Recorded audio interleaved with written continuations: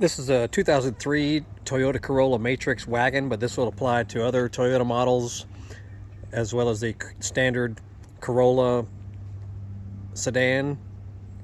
If you want to replace your cabin air filter inside the cabin, you should do this probably once a year depending on the conditions you drive in. It's going to be over here, and it's located behind the glove box right there. Okay, so let's pull her down right here. We'll have to remove this little dampener right here so that you can remove the glove box. So it's a little Phillips head screw right there, no big deal. You can actually just remove it without removing the little plunger. Just push in on each side of the glove box and it'll pop right out of that right there. And the filter is right behind this little door right here, so just push in there, push in there. There she comes. See this little guy here? A little bit of debris. There's an STP number right there, 1764. You should be able to Google it, and you can get these at most of your common auto parts stores.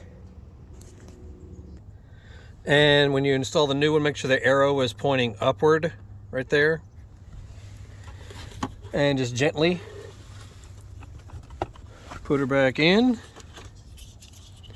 Take your little door right here. Just push in on the little clips on the sides right there. You might hear it click in place. Just make sure that the door stays in place right there. And notice these little holes. See these holes right here? They have to fit. There's a little pin right there on the side, so make sure that fits right in there. And then the little shock absorber plunger goes right there. And just make sure that the bottom of the tray, seats fully down in there. You'll kind of feel it click in place when you put it down there, because if you try to shut the door and it won't shut properly, that means it's cocked sideways or something like that. But does that. Test it out. All good. No big deal.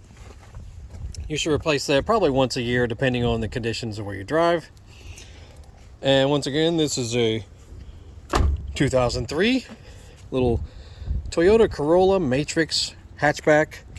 But most of the Toyotas, the cabin filter is located behind there, like where that one is. So yours might be a little bit different on how you access it, but the general procedure will be the same.